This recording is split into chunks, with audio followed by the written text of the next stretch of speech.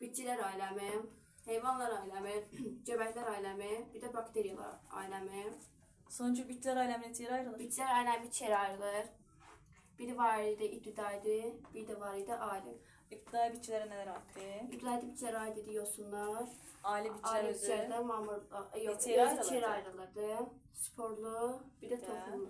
Ali toxumlu bitkilərə nə aiddir? Ali toxumlu bitkilərə örtü toxumdan çılpaq toxumlu aid idi. Bəs ali sporlu bitkilərə? Ali spor bitkiləri mamırlar, qıcılar, plan kimlər, bir də qatı quyruğu kimlər. Aha, de görüm indi mamırlar.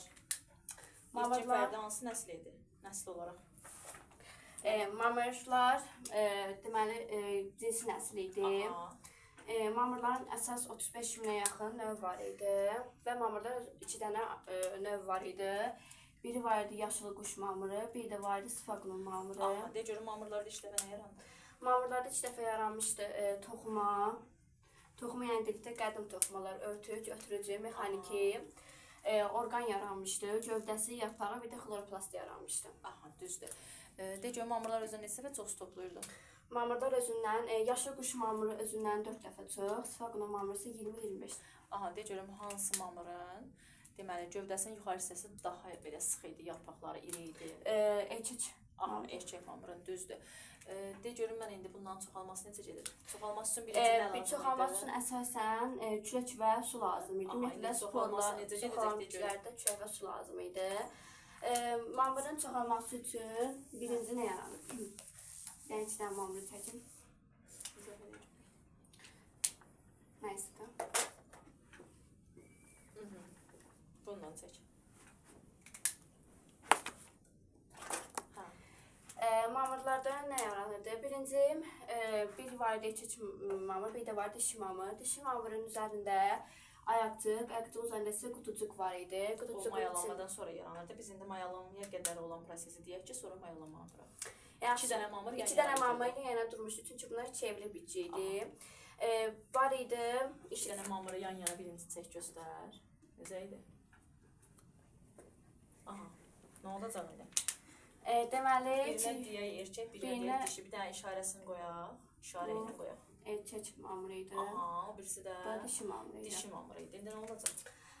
Deməli, bunlarda 2 dənə qamet əmələ gələcək. Biri olacaq spermatozoid, bir də olacaq yumurtacıq. Erkəyin üzərində nə yaranacaq? Erkəyin üzərində spermatozoid var idi. Spermatozoid özü 2 qamçılı idi. Su yağ şəklində yağırdı və burada spermatozoid sıçrayıb dişi mamırın üzərinə düşürdü və burada mayalanma gedirdi. Mayalanmada isə nə yaranırdı? Zigot yaranırdı. Zigotun xromosom dəsti. Zigotun xromosom dəsti çeyin idi. Aha, zigotdan nə yaranacaq? Zigotdan isə protonema yaranacaqdı. Zigotdan nə yaranacaq? Zigotdan ayaqcıq, ayaqcığın üzərində isə qutucuq yaranmışdı. Qutucuğu yarat görüm. Bu ayaqcıq olsun, bu da qutucuq olsun. Ay sağ ol. Demək qutucuğun da içərisində nə olacaq? Qutucuğun da içərisində sporlar var idi. Sporlar yetişdi. Sporlar yetişdi və çörək vasitəsi töküldü yerə. Çörək vasitəsi ilə ətrafa yayıldı və burada sporları tök yerə düzəlt. Məsələn, bu sporda görürəm, burada sap şəkilli bir dənə protonema əmələ gələcəkdir. Çoxlu şəkildə protonema əmələ gələcəkdir və bu da sap şəkilli yosunlardan özünü başına götürmüşdü. Niyə 2 dənə çəkdik? 2 dənə çevri mamır, çevri bitki idi. Çevri bitki idi. Demək 2 dənə protonema yarandı. Protonema nə formasında? Protonema sap şəkilli yosundur. Sap şəkilli. Bu isə sap şəkilli yosunlarda başlanğıc götürdüyünü göstərmişdi. Sonra protonemanın üzərində nə yarandı? Protonemanın üzərində orqan yox idi, ancaq tumorcuğu var idi. Tumorcuqdan isə yetkin bir dənə mamır inkişaf edirdi. Aha, düzdür. De görüm protonemasının rizoidi var idi. Protonemasını xeyr, indi belə var idi, baxır mamırın hansı növünə. Əgər yaşlı quş mamırı idisə, bunun yetkisindən, yetkin fərdində deməli rizoidi var idi. Rizoid isə kökə bənzər deməkdir. İlk dəfə lamlarda yaranmışdı. Sfagnumun amma protonemasında yox idi. Protonemanın özü ixtisaslaşmamışdı. Sfagnumun isə protonemasında var idi, ancaq yetkisində, yetkin fərdində yox idi. Düzdür. Sfagnumdan bu birisi yaşıl quş mamırının fərqi nə idi? Deməli, sfagnumunda ölü ceylər var idi. Həm də öz çəkindən 20-25 dəfə çox su toplayırdı. Sfagnum daha çox bataqlıq yerlərdə bitirdi.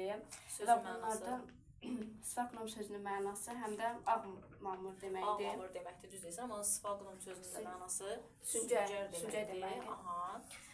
Sfaqonun mamırı dedik ki, ən çox bataqlıq yerlərdə Həm də bilirlər. sfaqonun üstündə nə var idi? Çoxlu. Qutucuqları var idi. Yaşıl quş mamırından ona görə fərqlənirdi.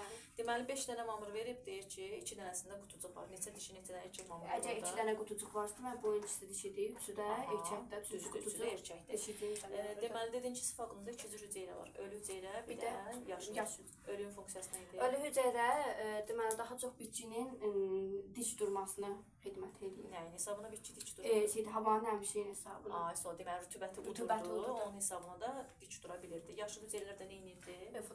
Fotosintezdə. Gün mamır qışda nə format olur? Mamır qışda nə format olur? Qışı necə keçirdir mamır? Yaxşı, bir dəqiqə. Fikirləşim. De Fatimə. Zigot forması. Yox. Bir dəqiqə. Protein mi? Yox. Kimin yadında qalıb? Nə? Demiş ki, olduğu kimi donur qalır. Hə, heç bir dəyişikliyə uğramadan, yəni olduğu kimi qalır. Bəli. Yaşıl quş mamırında həm də orada bakteriyalara ifraz edən zərli maddə var ki, ölü təsir var. Ancaq orada cəsəd düşdükdə məhv olduğuna görə orada tam elə bir ki, çürüyür də, yəni. O da torpağın gedir, torpaqda yaxşı bir şey bitkinin inkişaf etməsinə əməliyyatı torf əmələ gətirir. Oksigen çatışmır. Bitkinin gübrə kimi istifadə edirik. Həm yanacaq kimi, həm də gübrə kimi. Həm də gübrə kimi deməli istifadə edirik.